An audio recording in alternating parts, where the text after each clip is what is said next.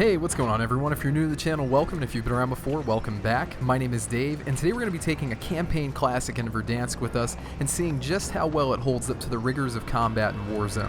If the SOPMOD is something you're not familiar with, it's essentially a kitted out M4 with everything but the kitchen sink. In the real world, the SOPMOD is an accessory kit for the M4A1 that is released in generations known as blocks, and the kit itself comes with commercially available attachments in a set that are designed for special operations units, with each kit containing 4 of each attachment so you can kit out up to 4 rifles. Having 4 people use these same attachments can really open the door to a different type of tactical play, which is what we'll be focusing on today. Alright, let's dive into the build. Starting with our barrel, we're using the 12.4 inch Predator to quiet the weapon. I prefer this option over the monolithic because it increases your ADS speed as opposed to slowing it down, and we don't lose any stability or aim walking steadiness. Next, for our underbarrel, I strongly suggest the 40mm smoke screen. We'll be pairing the optic up with this to make the most of it, but when you pick up a munitions crate, you get an additional 6 of these, and they're phenomenal for getting your team out of a tough spot. Moving on to our third attachment, we'll be going up to 60 round mags so we can engage multiple enemies. Next, for our laser, we'll be using the tac laser to buff the ADS speed, but most importantly, add our stability. The reason I put such a focus on stability with this build is because it has a direct effect on the shot pattern of the weapon,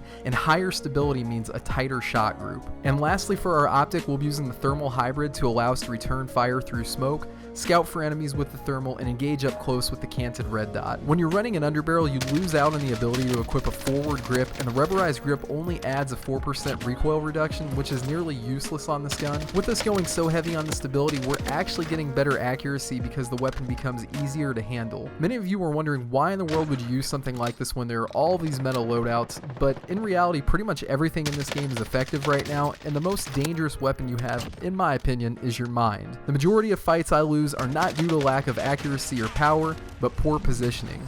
Having that underbarrel smoke launcher can bail you out of a tough spot by allowing you to reposition.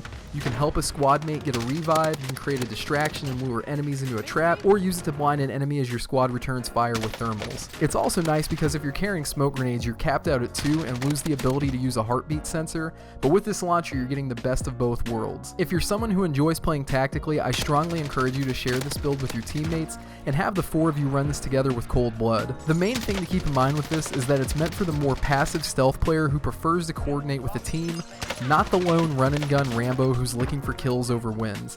Take your time with this one and work together to get into the pocket, and avoid shooting any further than 150 meters or you might pay the price. If you're looking for a secondary to pair with this, I say give the SPR a shot with the thermal, since there's currently no bullet drop to account for, so gauging distance isn't a factor, or really mix it up and try a javelin. If you can't see them on the thermal, you know they have cold blood instead of EOD, and that's easy money. All in all, I think the SOPMOD holds up extremely well in Warzone, but is for the more tactical, slower player, which may hold some people back from using it despite its lightning fast ADS speed. As I've mentioned before, over 95% of you aren't subbed who are watching this, so if you like your COD content straight to the point, do us both a favor and hit that sub button. I'll catch you all in the next one. Peace.